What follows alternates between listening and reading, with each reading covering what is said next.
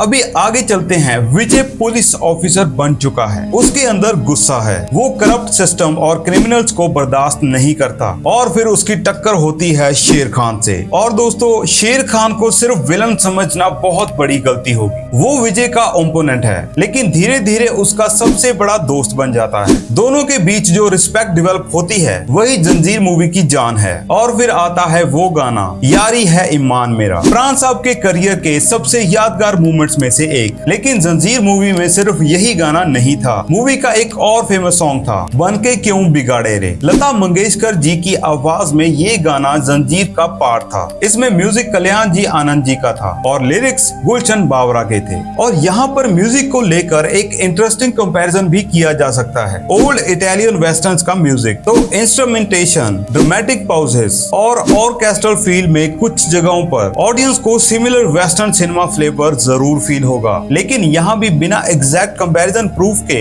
ये नहीं बोलेंगे कि जंजीर का music death rides a horse से कॉपी हुआ।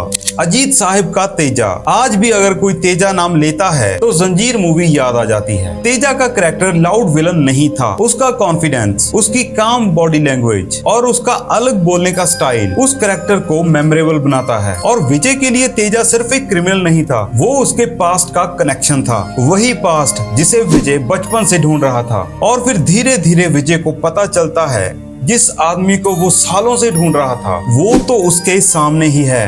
अब एक बार फिर डेथ राइट्स को देखो, वहाँ भी हीरो का पास्ट और प्रेजेंट एक पॉइंट पर कनेक्ट होता है। हीरो अपनी फैमिली मर्डर के रिस्पॉन्सिबल लोगों तक पहुँचता है और जंजीर में भी सेम, विजय अपने माँ बाप के किलर्स तक पहुँचने की जर्नी पर होता है। और क्लाइमैक्स में जब विजय किलर के सामने खड़ा होता है तो उसके लिए ये सिर्फ एक पुलिस केस नहीं होता, ये उस बच्चे का बदला होता है जो सालों पहले अपने माँ बाप को मरता हुआ देखकर कुछ नहीं कर पाया था। अब वो बच्चा बड़ा हो चुका है और अब उसके पास पावर है, यूनिफॉर्म है और सच उसके सामने है। यही जंजीर मूवी का इमोशनल कोर है। अब आते हैं एक और पॉपुलर क्लेम पर। कुछ लोग कहते हैं जंजीर डर्टी हैरी की कॉपी है। डर्टी हैरी और जंजीर में अनकॉम्प्रोमाइजिंग कॉप के लेवल पर कंपैरिजन जरूर किया जा सकता है, लेकिन मैं इसे डायरेक्ट कॉपी फैक्ट के रूप में नहीं बोलूंगा, क्योंकि डेथ राइड्स अ हॉर्स वाले कनेक्शन के कंपैरिजन में इस क्लेम के लिए मेरे पास उतना स्ट्रॉन्ग डायरेक्ट एविडेंस नहीं है। और इसी तरह इंटरनेट पर एक क्लेम मिलता है कि सलीम जावेद ने horse rides in the dreams नाम के किसी इंग्लिश नॉवल से जंजीर कॉपी की थी। अब एक और miss information, 99% Bachchan family Bengali थी। नहीं, बिल्कुल नहीं। अमिताभ बच्चन का बर्थ इलाहाबाद में हुआ था। उनके फादर हरिवंश राय बच्चन हिंदी पोएट थे और उनका फैमिली बैकग्राउंड उत्तर प्रदेश से था। अमिताभ की मदर तेजी Bachchan Lyallpur Punjab, British India, present day Faisalabad Pakistan से एक पंजाबी सिख फैमिली से आई थी। बंगाली कनेक्शन सबसे प्रोमिनेंटली जया भादुरी की तरफ से आता है, ये बंगाली फैमिली से थी, तो अमिताभ को बंगाली कहना भी करेक्ट नहीं होगा। उनका family background mixed regional connections वाला था, लेकिन अमिताभ खुद इलाहाबाद में बॉर्न हुए थे और उनके पैटर्नल रूट्स यूपी से थे। अब आते हैं अमिताभ के एक्चुअल स्ट्रगल पर। अमिताभ के फादर फेमस थे, फैमिली एजुकेटेड और सोशली वेल कनेक्टेड थी, लेकिन एक्टिंग करियर में अमिताभ को इंस्टेंट सक्सेस नहीं मिली। सलीम खान के अकॉर्डिंग जंजीर से पहले उनकी अराउंड 11 फिल्म्स फ्लॉप हो चुकी थी और अमिताभ इंडस्ट्री छोड़ने का भी सोच रहे थे। और सिचुएशन इतनी सीरियस थी कि एक्ट्रेसेस भी उनके ऑपोजिट काम करने को लेकर हेजिटेट थी। जया बच्चन ने बाद में बताया कि सलीम और जावेद ने बॉलीवुड की कई एक्ट्रेस से बात की और उन सभी एक्ट्रेस ने जंजीर में काम करने से मना कर दिया। कहते हैं कि जया खुद भी पहले ये मूवी नहीं करना चाहती थी क्योंकि उनके हिसाब से फिल्म बहुत मेल सेंट्रिक थी, लेकिन सलीम जावेद ने उन्हें कन्विंस किया और एक पर्सनल रीजन भी था। उस टाइम जया और अमिताभ रिलेशनशिप में थे, यानी अमिताभ की स्टोरी को poor man sleeping on Mumbai benches बना देना जरूरी नहीं, असली स्टोरी ऑलरेडी इंटरेस्टिंग है। एक फेमस पोइट का बेटा एजुकेशन और कनेक्शंस के बावजूद फिल्म इंडस्ट्री में बार बार फेल हो रहा है। एक्ट्रेसेस उनके साथ काम करने में हेजिटेट फील कर रही हैं, प्रोड्यूसर्स उसके नाम पर श्योर नहीं हैं और फिर उसको एक ऐसा रोल मिलता है जो उसकी पर्सनैलिटी को एग्जैक्टली सूट करता है।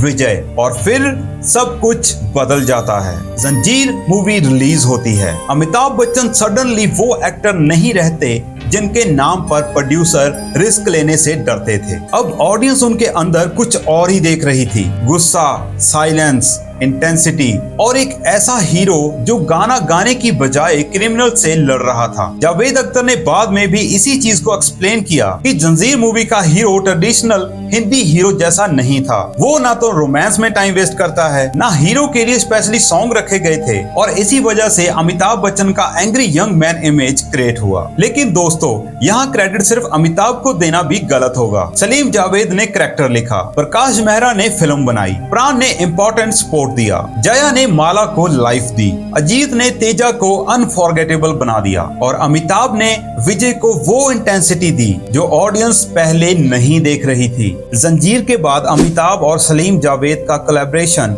आगे चलकर हिंदी सिनेमा की हिस्ट्री का एक बड़ा चैप्टर बना, और उसके बाद आई दीवार, शोले, डॉन। लेकिन इन सब की कहानी से पहले एक फिल्म थी जंजीर, और जंजीर के बारे में एक और इंटरेस्टिंग फैक्ट है, इस मूवी का एक तेलुगु रीमेक बना। निप्पोलांती मनीषी, भाई बड़े मुश्किल नाम होते हैं इनके। एनटी रामा राव ने विजय का रोल किया। फिल्म 1974 में रिलीज हुई और डॉक्यूमेंटेड रीमेक थी। यानी जंजीर का इम्पैक्ट सिर्फ हिंदी सिनेमा तक नहीं रहा, अमिताभ की विजय वाली इमेज को साउथ इंडियन सिनेमा ने भी अपने वर्जन में रिक्रिएट किया। और अब सोचो, एक फिल्म जो खुद फॉरेन सिनेमा के रिवेंज वेस्टर्न इन्फ्लुएंस को इंडियन स्टाइल में ट्रांसफॉर्म करती है, वही फिल्म बाद में दूसरी इंडियन लैंग्वेज में रीमेक होती है। सिनेमा इसी तरह आइडियाज को एक जगह से दूसरी जगह ले जाता है। लेकिन जंजीर का असली इम्पैक्ट ये था कि इसने हीरो को बदल दिया। उस वक्त जब जंजीर आई, हिंदी सिनेमा में हीरो अक्सर रोमांस करता दिखता था, सॉन्ग करता था, कॉमेडी करता था, हीरोइन के साथ स्क्रीन पर चार्म दिखाता था। लेकिन विजय अलग था। विजय के अंदर गुस्सा था, उसके अंदर बचपन का एक ट्रॉमा था, उसके अंदर सिस्टम से फ्रस्ट्रेशन थी, और ऑडियंस ने उसमें अपना फ्रस्ट्रेशन देख लिया। इसीलिए अमिताभ बच्चन सिर्फ फेमस नहीं हुए, उनकी स्क्रीन आइडेंटिटी बदल गई। और शायद इसीलिए आज भी जब कोई एंग्री यंग मैन बोलता है, सबसे पहला चेहरा अमिताभ बच्चन का ही दिमाग में आता है। लेकिन अब वापस उस ओपनिंग सीन पर चलते हैं। वही बच्चा, वही फैमिली, वही मर्डर, वही ट्रॉमा, वही क्लू, और सालों बाद वही revenge. Death rides a horse में भी एक बच्चा अपनी फैमिली मैसेक्योर के बाद रिवेंज की जर्नी पर निकलता है। जंजीर में भी विजय का पास्ट उसकी पूरी पर्सनैलिटी को ड्राइव करता है। तुम दोनों सीन्स को एक बार साइड बाय साइड देखो। एक तरफ बिल, दूसरी तरफ विजय, एक तरफ इटालियन वेस्टर्न, दूसरी तरफ बॉम्बे का पुलिस ड्रामा। कैरेक्टर्स अलग, लैंग्वेज अलग, लोकेशन अलग, इंडियन मसाला अलग, लेकिन रिवेंज की फाउंडेशन बिल्कुल फैमिलियर है। और ये वो चीज है जो हमारी पुरानी वीडियो में प्रॉपरली एक्सप्लेन नहीं हुई थी। हमने या तो कॉपी कह दिया था या फिर इंस्पायर कहकर निकल गए थे। लेकिन सच को समझने के लिए इन दोनों फिल्मों का सामने रखना जरूरी है। इन्फ्लुएंस को डिनाई भी नहीं करना है और पूरी मूवी को फोटोकॉपी भी नहीं कहना है।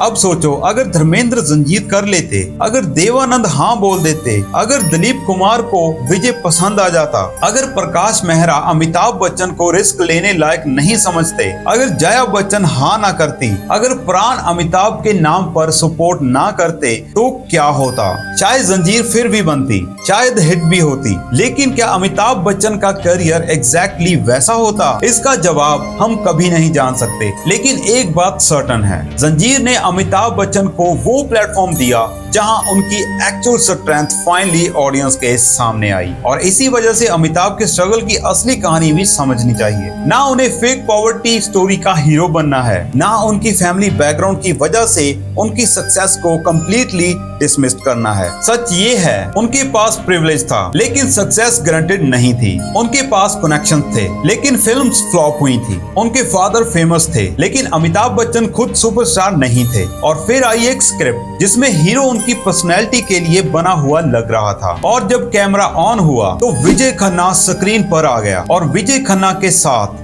अमिताभ बच्चन का नया वर्जन भी पैदा हुआ। एक एंग्री यंग मैन, एक ऐसा हीरो जो स्माइल से नहीं गुस्से से याद रहने लगा। और अब सबसे इंटरेस्टिंग सवाल, क्या जंजीर ओरिजिनल थी अगर ओरिजिनलिटी का मतलब है कि फिल्म ने दुनिया के किसी भी पुराने सिनेमा से कुछ नहीं लिया, तो नहीं। डेथ राइड्स अ हॉर्स के साथ जो मेजर रिवेंज पैरेलल्स तुम स्क्रीन पर देख रहे हो, उन चीजों को इग्नोर करना बहुत मुश्किल है। लेकिन क्या जंजीर सिर्फ डेथ राइड्स अ हॉर्स की हिंदी कॉपी थी? नहीं, उसने उस रिवेंज सेटअप को इंडियन पुलिस क्राइम स्टोरी में बदला। उसमें विजय ऐड किया, शेर खान ऐड किया, माला ऐड की, तेजा ऐड किया, इंडियन लोकेशंस और इंडियन सोशल कॉन्टेक्ट्स ऐड किए और फिर अमिताभ बच्चन को सेंटर में रखा। इसी वजह से जंजीर को समझने का सबसे सिंपल तरीका ये है, ये एक इंडियन फिल्म थी जिसमें फॉरेन वेस्टर्न सिनेमा के रिकॉग्नाइजेबल रिवेंज एलिमेंट्स को इंडियन सिनेमा के स्टाइल में अडेप्ट किया गया।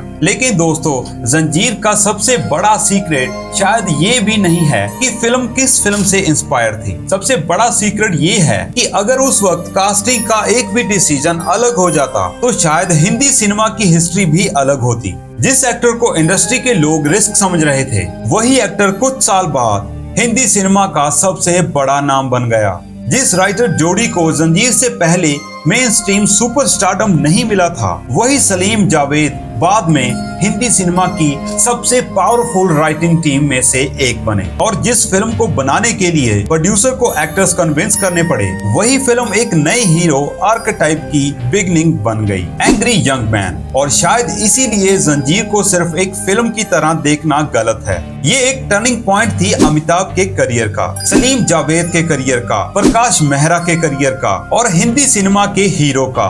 और मॉरल, कभी कभी प्रॉब्लम टैलेंट की नहीं होती, प्रॉब्लम ये होती है कि टैलेंट को सही रोल नहीं मिलता। अमिताभ के पास टैलेंट था, लेकिन विजय खन्ना ने दुनिया को वो टैलेंट दिखा दिया।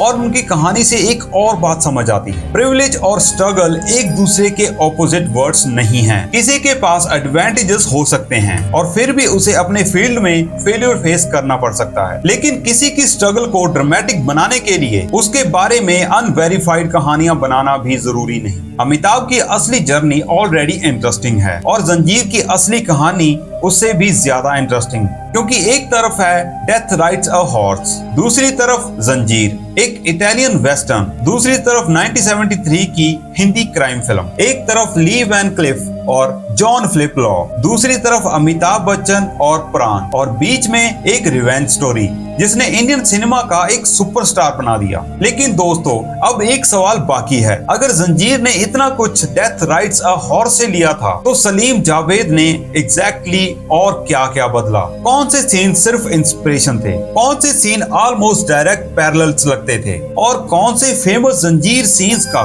डेथ राइड्स अ हॉर्स में कोई कंपेयर है या नहीं? गाइस, इसका जवाब हम अगले कंपैरिजन में देंगे, क्योंकि कहानी यहाँ खत्म होती है। तो दोस्तों, जंजीर की असली कहानी ये है कि ये सिर्फ अमिताभ बच्चन के सुपरस्टार बनने की फिल्म नहीं थी। ये एक ऐसी फिल्म थी जिसमें राइटर्स ने हीरो की पूरी डेफिनेशन तोड़ दी। अमिताभ ने उस कैरेक्टर को अपनी इंटेंसिटी दी, प्राण ने शेर खान को यादगार बना दिया और एक फॉरेन रिवेंज वेस्टर्न के एलिमेंट्स को इंडियन सिनेमा ने अपने स्टाइल में दोबारा क्रिएट किया। लेकिन सबसे इंटरेस्टिंग बात ये है, जिस एक्टर को इंडस्ट्री उस समय रिस्क समझ रही थी, वही एक्टर आगे चलकर हिंदी सिनेमा का एंग्री यंग मैन बन गया। अगर तुम्हें ऐसी पुरानी बॉलीवुड फिल्म के वायरल फैक्ट्स नहीं, असली फैक्ट्स और सीन बाय सीन कंपैरिजन देखना है तो चैनल को सब्सक्राइब कर लेना, क्योंकि नेक्स्ट फिल्म के बारे में भी हो सकता है जो सच तुमने सालों तक सुना है वो सच हो ही ना। अगर वीडियो पसंद आया तो वीडियो को लाइक, शेयर और चैनल को सब्सक्राइब पक्का करना। मिलते हैं किसी और वीडियो में। Tata bye bye.